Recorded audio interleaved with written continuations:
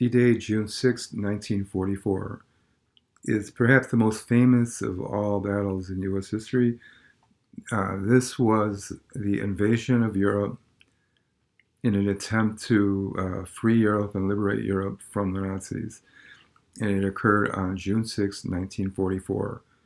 And it was an invasion of the French coast at the town of Normandy, France.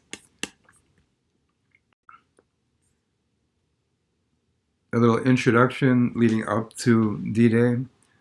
As you can see here, uh, for 3 years leading up to D-Day, there had been many sea battles between Nazi warships and American ships in the Atlantic.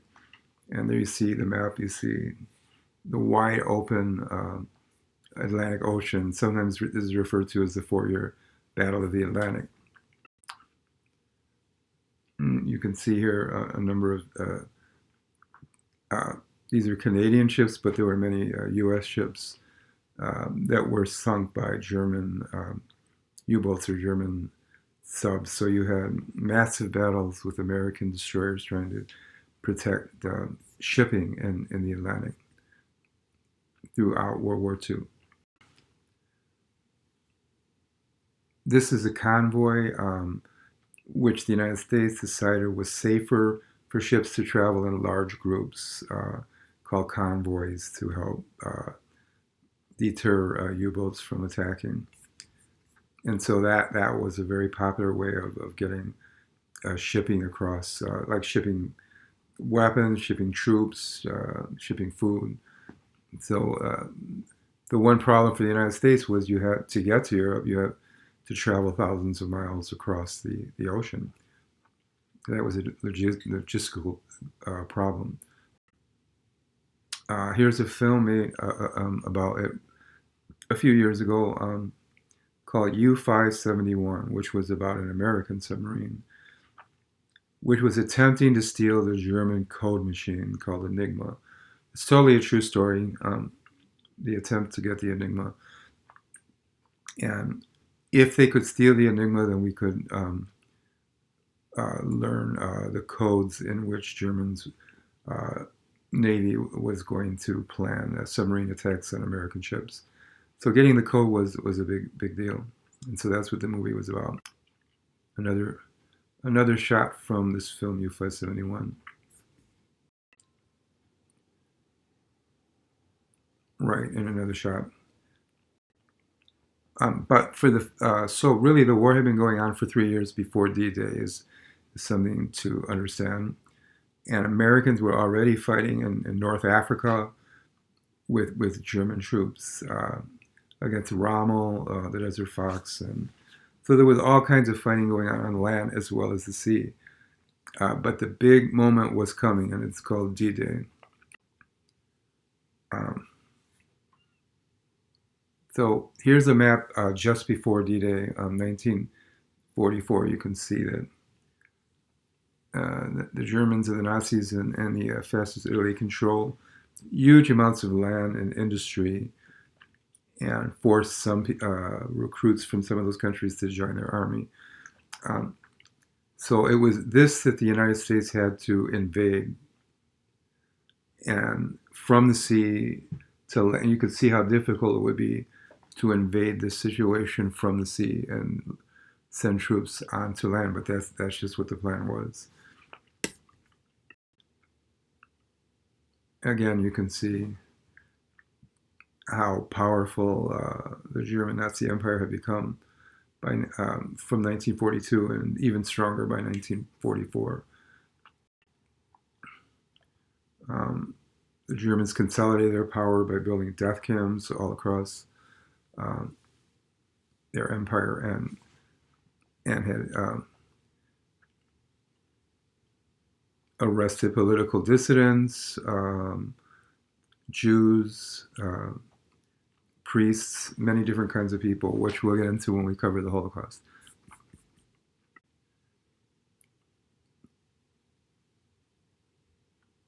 So this shipping armada is headed for the coast of France.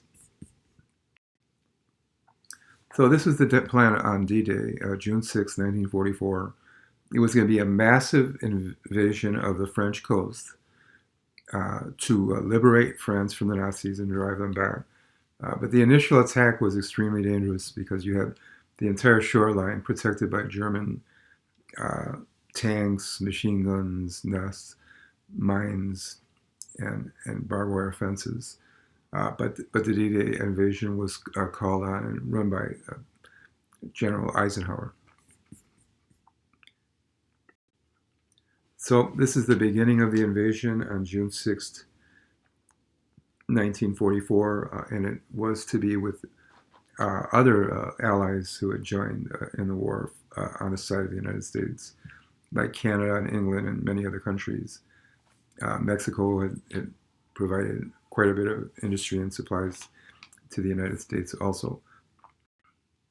So here you see some of the landing invasion.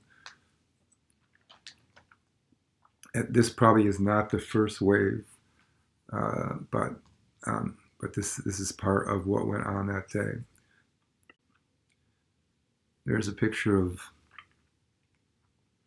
the beach.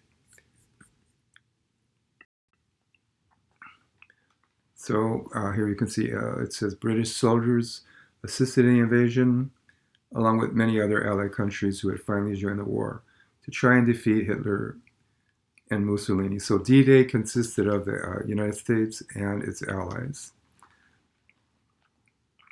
in an attempt to liberate Europe. There's a picture of a British soldier coming back years later to commemorate the fallen from that country. There's a variety of cemeteries in that area now. So here's a good map. You see U.S. divisions landing on Omaha Beach and Utah Beach. British and Canadians at Gold Beach.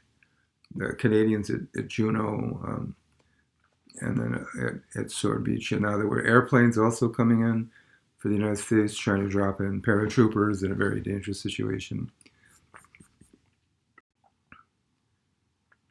And also something that I'm going to cover for a few minutes is the Tuskegee Airmen, who also took part in the D-Day invasion.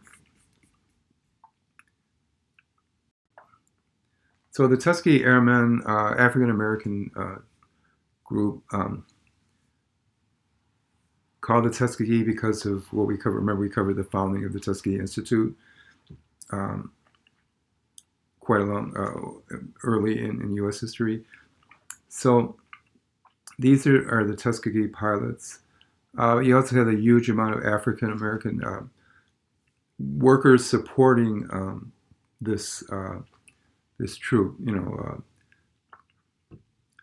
Not just pilots, but mechanics, nurses, doctors, chefs, and all kinds of logistical work. So it was much larger than just the pilots. So, but the pilots took a vital role as part of the invasion, supporting and flying with other flying, Air Force type planes for the United States during the D-Day invasion. But also the Tuskegee Airmen took part in a number of other combat missions. Another shot of the Tuskegee Airmen standing by another pilot.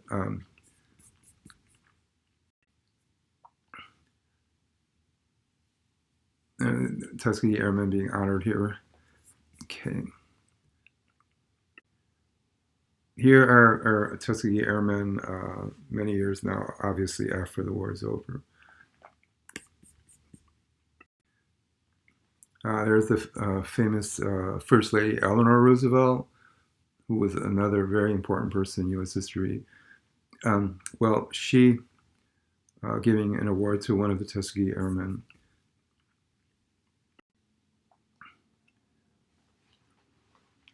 And then here's another shot of obviously in Tuskegee Airmen at a much later time.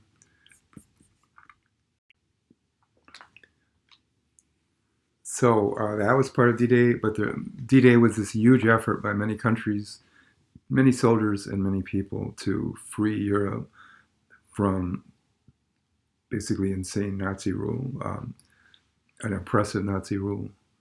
And here's some, obviously, Americans setting up a base at a beach at the time of D-Day, now that the German army had started to withdraw and was driven back. So this was a successful attack. Newspaper article, our troops land in North France. Yeah, also the same, the map showing the landings. So now you can see this would be after this a beachhead had been established, and now U.S. troops had secured the area, and now many, many more troops were. So all the troops that were to invade France and drive the German army back had to come in this way. They had to come in by ship and land. So it was a huge operation that went on for many weeks. But the D-Day invasion was a victory, a major victory for the United States and its allies.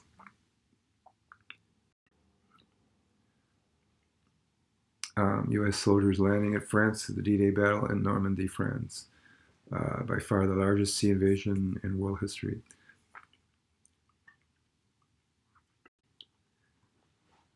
Soldiers treading through the water onto the beaches of France.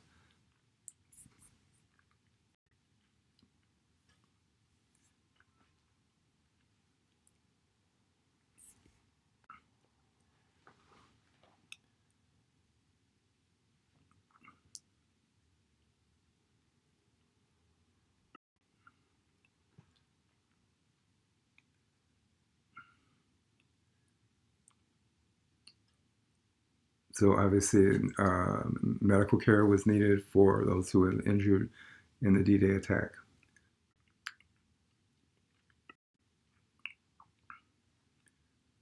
So even after D-Day, now it was the beginning of another year of brutal fighting between U.S. troops and Nazi troops in France. And then as the American troops, month after month, were then driving through France to liberate France and then pushing towards north towards Belgium and Germany.